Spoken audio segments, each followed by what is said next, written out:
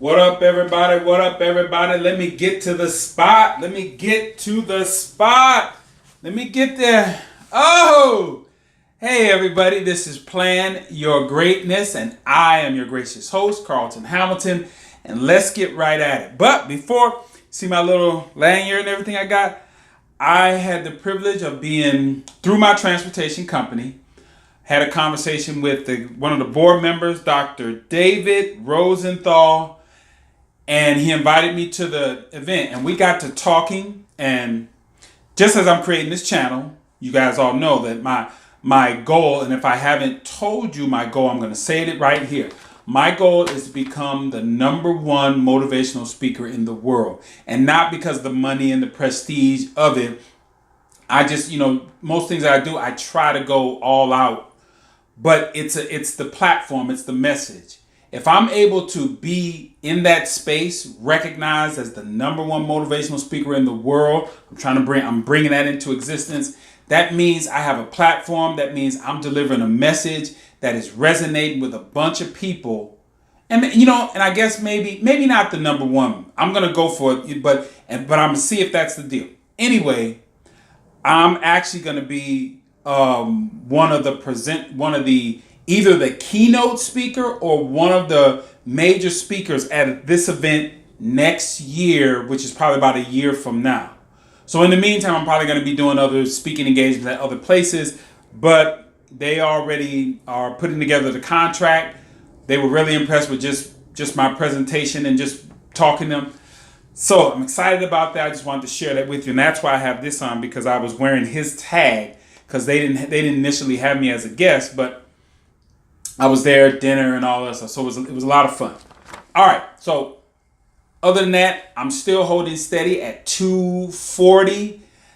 Been out of the loop, been doing a bunch of things, but I'm getting back on my grind because my birthday is coming up real soon. So I just want to get back and back on the grind with that. All right. This video today, and I'm going to try to get through this as quick as possible because I've already kind of done a long intro. This is called the Powerball mentality. And what prompted me to do this video is because of what just recently happened. There was somebody in Simpsonville, South Carolina. That's where the ticket was purchased. $1.53 billion. Now, I'm assuming, with my tax background, about a third of that is going to go toward taxes, just right off the rip. All right. So 1.53 billion. Dang. 1 billion, half a billion. And you get, so just basically that half a billion is gone. So that person is going to be a $1 billion. I don't know how they're going to kick it out to him, but that's a lot of money. So, but I thought this was funny as well. There was an 87-year-old guy who broke his hip on the way. Now, I'm not laughing at the guy, but 87-year-old guy on his way to cashing in his ticket as a part of a 147 ticket group. Somebody put together a pool of tickets. Hey, we're gonna buy all these tickets together, and you're gonna get a part of it. And if we win, we win. He was a part of that group. But on the way, I think, because they showed him online, it was on social media, and also he's laying in the hospital, all IVs all over, and he's like, "Yeah, I don't want a part of it." Now this is where it really hits close to me, because the first thing I'm thinking about is, what would you do with that amount of money? Just think for a second. What would you do if you won that? It's just mind blowing.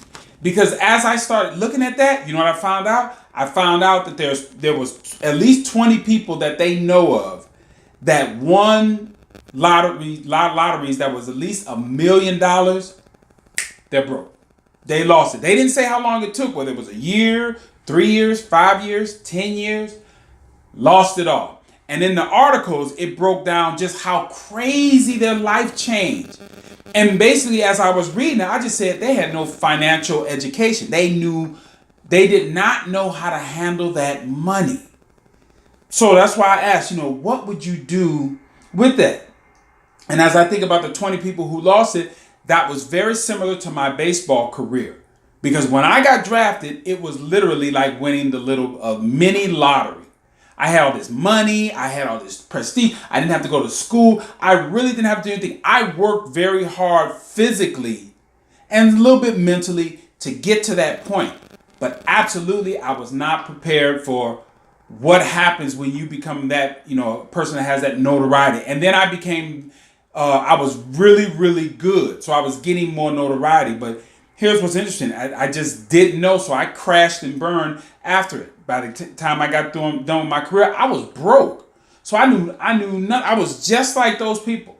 So something that I did with my son the other day is we walked through this little exercise called the TCR thinking exercise. And if you want to know more specifically about that, go look through my videos. I don't know which number it is. It'll say plan your greatness. And then you'll look for the tagline of it that'll say TCR thinking exercise. And it'll break down the steps and what's the point of it. So I took my son through that because I know that we're not built just off the rip to make very quick, rational decisions. Somebody hand you $1 billion like tomorrow. What are you going to do? You're going to be looking around like, and what's going to probably kick in is your emotions. Because the only thing that allows you to make better decisions are experience, time, and wisdom. And you can't buy those. All right? And so this is what I know when you win the lottery, this is what it does not lack. This is what it does not have. It does not have a sense of fulfillment. It does not lend itself to having a sense of purpose. There's nothing that you're really striving for other than just getting the ticket. Contribution. You've not made a contribution to anything by purchasing the ticket or winning. Recognition. You're going to get recognized, but how many of you can tell me the names of the people who won lotteries? You don't know. Unless you're in their inner circle, you don't know. And you don't remember them because they did nothing. And the last one is legacy. In the process of going up and purchasing that ticket, you created no legacy. Now, that money gives you the ability to create a legacy, but you didn't create anything coming up to it. So see what it lacks? It really has nothing. All right. And what's crazy is there is an all-out assault, especially down here in Arizona. Because once I came down here, I just noticed that there were so many more advertisements. They even have a mascot, the Arizona Lottery mascot. He looks like an old dude, like a mighty dude with a beard and everything. He's got that little pick, the hat on. Oh, and the theme is you can't win if you don't play. That's some insurance. I'm going to talk about that a little bit later on. That is like a scare tactic. Man, you can't win if you don't play. They're right. But you don't have to, it's the mentality, the Powerball mentality. Because what they're trying to do is get you to believe in there is value in getting something for nothing. And so it's all over the radio. It's all over the TV. It's on social media. I could pull up my phone and get ready to pull up a Facebook or whatever. And a lot of times, a gambling ad will come on there. Slots, something. And these little games that we play, I believe those are conditioning us to want to gamble. All right. So I was pumping gas at the gas station the other day. And these gas stations have these small little TV screens. GSTV, gas station TV. And as I was pumping gas, I'm leaning on my car and I'm looking. And then all of a sudden, bling, this commercial came up there. Play the lottery, tickets, and all of a sudden, go inside the store. I was like, they just so inundate us with that. Now, that also brings me to, there's a book right here. Let me grab it. This book right here. The 7 Habits of Highly Effective People. Okay, I read this some time ago. Great book. I try to, institute a lot of these principles and a lot of the stuff that I do. But the reason why I bring that book up is because it says the 7 habits of highly effective people. Well, there is a story that, and I believe this guy travels around the world right now speaking on life and everything. He's Gandhi's grandson. And there's a story supposedly, and I think he tells this, that in the last years of Gandhi's life, he spent a lot of time with his son, and specifically this particular grandson. And it is said that Gandhi shared with him what he calls the 7 social sins of society. Now, they're written in a particular order, but I'm going to reverse the order and go from 7 to number 1, because number 1 has extreme significance to what I'm talking about right now in this video. Okay. And if you want to know in details what you should be able to understand what these mean as I say them. But if you want to, you can just go online and look up, the 7 social sins of humanity, and it'll give you a breakdown specifically of what this is. And the other thing is, I came across this list when I was in prison, and I remember writing it down in my notes, copying it from somewhere. I read it somewhere because there was no internet. I didn't go online. I read something that had this in there, newspaper, something. All right. So number 7 is politics without principles. Who comes to mind when we think of that? All right. Religion without sacrifice. Think about that. Science without humanity. Tuskegee experiment come to mind. Commerce without morality. Making money without thinking of anybody else. And all right, see that? Knowledge without character. Yeah, what you know, but what do you do with that knowledge? And the last one is wealth without work. That sounds like a lottery winner. The Powerball mentality is wealth without work. And one of the other things that I've come across over time that I've learned is in insurance and in gambling, they use the laws and probability. And one of the principles of probability is the law of large numbers, which basically means, without going into details, some old fancy explanation is the house always wins. Because in insurance, they spread out the risk, and the insurance company is the house. They spread out the risk amongst a bunch of people. They know that there's going to be accidents, but they know that there's not going to be as many accidents as there are people who are paying into the insurance policies. Does that make sense? So they know, oh yeah, we can pay that little bit over here. So the house always wins. Same thing with gambling. The risk is spread out. They know over a bunch of flips, it's going to regress to this point. But most of the time, the house is always going to win, whether it's cards or whether it's roulette or anything. House always wins, or wins more than it loses. Now, if you debate that, go to Vegas or come out here to Arizona and see. Every time you turn around there, the casino is offering something, the $2.99 ribs and this and cheap stuff, free drinks. They just want to get you in there because they know slots and all that stuff, they're going to get your money. All right. So, Powerball mentality. It is very little effort with maximum results. That's just not fair in just laws of nature. It's either going to be equally balanced. But we've got people convinced that, I could go in there and I could put down a little bit and get this huge return. That's just not happening. So this is what I want people to be to really understand about the whole Powerball mentality is.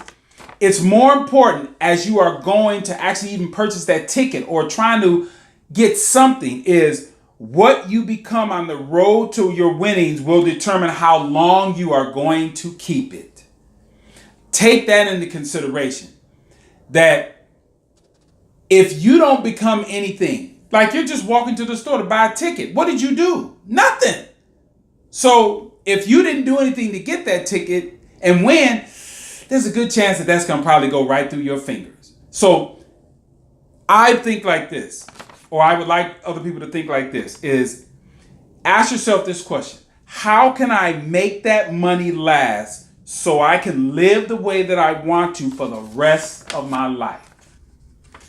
Think about that. And that goes back to the TCR thinking exercise. All you got to do is ask yourself, okay, if I'm going to play the lottery, I want that lottery money to last through my lifetime, my kid's lifetime, my grandkid's lifetime, and maybe be a legacy for now until the ends of time. How does that happen? That takes a few more questions beyond the first probably year or so where you're going to be running around, buy a boat, you're going to buy houses, you're going to take trips, you're just going to just lose your mind for a second.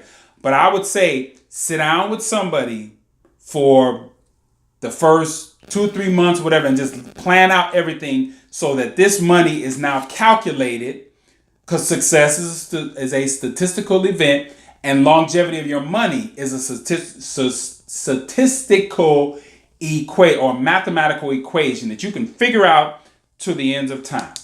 So I want to bring this up and just close this thing out, and just by saying, if you want to pull yourself out of that Powerball mentality, understand that you're not going to get something for nothing. That just does not work. And so that's what I want to follow. That's why I want to close out with this video. I'm just so all today. All right, let's close out here. Stay out of the Powerball mentality. You're not going to get something for nothing. Everything is going to have to be worked out throughout time. You want to make sure that you are becoming something on the way to those winnings. All right, just keep that in mind. Become something before you get to the winnings, because then now that will ensure that it's going to last for a long time. This is Plan Your Greatness, and I will say this again. Plan your greatness. You know why? Because no one else will. I'll see you all next time, and I'll be speaking a little better. I won't be so mumble mouth next time.